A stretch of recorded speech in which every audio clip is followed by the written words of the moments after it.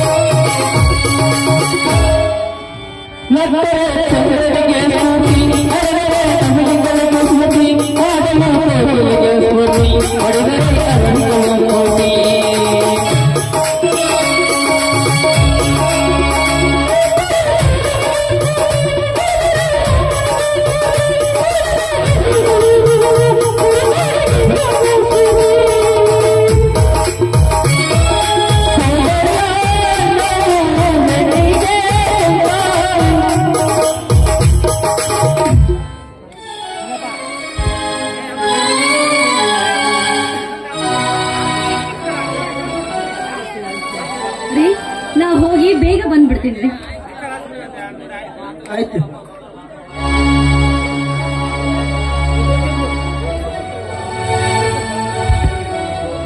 ಸುಭಾಷ್, ನಿನ್ನ ಹೆಂಡತಿ ಬಟ್ಟೆ ಗಂಟು ಹಿಡಿದುಕೊಂಡು ಎಲ್ಲಿಗೆ ಹೋದಳಪ್ಪ? ಅದೇ ಅಣ್ಣ, ಕೊಳವೆ ಹಳ್ಳಿ 3 ದಿನದಿಂದ ನೀರು ಬರ್ತಾ ಇಲ್ಲ.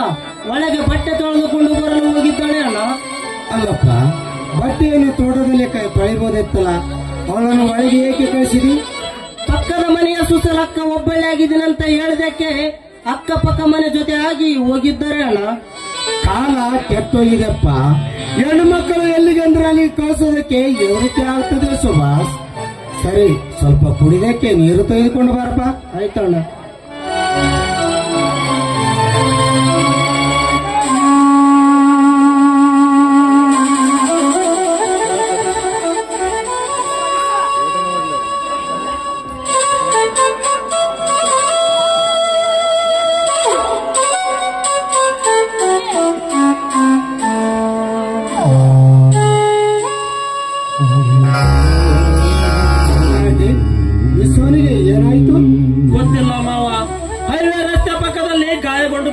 ಕಾರ್ತಿಕ್, ಯಾರೋ ಪೊಲೀಸರಿಗೆ ಪೊಲೀಸರಿಗೆ ಫೋನ್ ಮಾಡಿ ತಿಳಿಸಿದರು.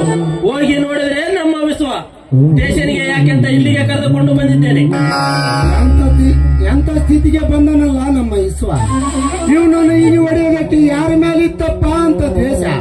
ವಿಶ್ವ ವಿಶ್ವ ಅಣ್ಣ ಏನಾಯ್ತು ಅಣ್ಣ ನಮ್ಮ ವಿಶ್ವನಿಗೆ? ವಿಶ್ವ ವಿಶ್ವ ಬಿಸಿ ನೀರು ತನ್ನಿ ಮಾವ.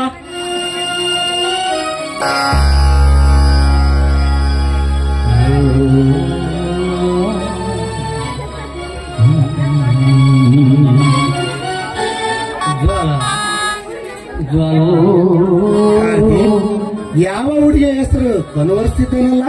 ಎಲ್ಲಿ ಬಿಡು ಮಾವ, ಅವನಿಗೆ ಎತ್ತರವಾಗಲಿ, ನಿಧಾನವಾಗಿ ವಿಷಯ ತಿಳ್ಕೊಂಡರಾಯ್ತು.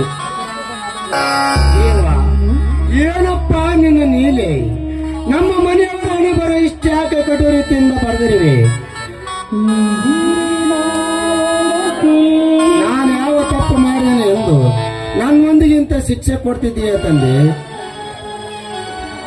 ನನ್ನ ಮುತ್ತಿನ ಮಡಿದು 3 ತಿಂಗಳಿಗೂ ನಮ್ಮ ಈಸುವ ಬದುಕಿನ ಮಧ್ಯೆ ನರಳೋದನ್ನು ನೋಡೋದು ಸನ್ನಿವೇಶ ತಂದು ಬಿಟ್ಟಿದ್ದೀವಿ ಅಪ್ಪ. ಅಯ್ಯೋ ದುರ್ವಿಧಿ, ನನ್ನಿಂದ ಆಗಿರುವ ತಪ್ಪಾದರೂ ಏನು? ನನಗೆ ಯಾಕೆ ಈ ಶ್ರೀರಾಮಚಂದ್ರನಿಗೆ ಇಂಥ ಘೋರ ಶಿಕ್ಷೆ? ನಾನು ಇಂಥ ಸ್ಥಿತಿಯಲ್ಲಿ ಬದುಕಬೇಕೆ ಅನ್ನುವ ಮರಣವೇ ಲೇಸಲ್ಲವೇ? ನನ್ನ ಸಂಸಾರವನ್ನು ಮಸನ ಮಾಡೋವರೆಗೂ ಈ ಮಗನನ್ನು ನರಳಿಸ್ತಿರುವೆ ಆತ ದೇವ. ನಾನು ಡಾಕ್ಟರ್ ಅನ್ನ ಕಳಿಸಿಕೊಡ್ತೇನೆ. ಅವನಿಗೆ ಎಚ್ಚರವಾಗಿ ಎಲ್ಲಾ ವಿಷಯ ತಿಳಿಯುವವರೆಗೂ ಕಂಪ್ಲೇಂಟ್ ಮಾಡೋದು ಬೇಡ. ಅವನಿಗೆ ಏನಾಗಲಾರದು, ನೀವು ನಿಶ್ಚಿಂತೆಯಿಂದ ಇರಿ. ಆಯ್ತು ಕಾರ್ತಿಕ್, ಡಾಕ್ಟರ್ ಅನ್ನು ಬೇಗ ಕಳಿಸಿಕೊಡು. ಆಯ್ತು ಮಾವ. ನಮ್ಮ ಸೀರೆ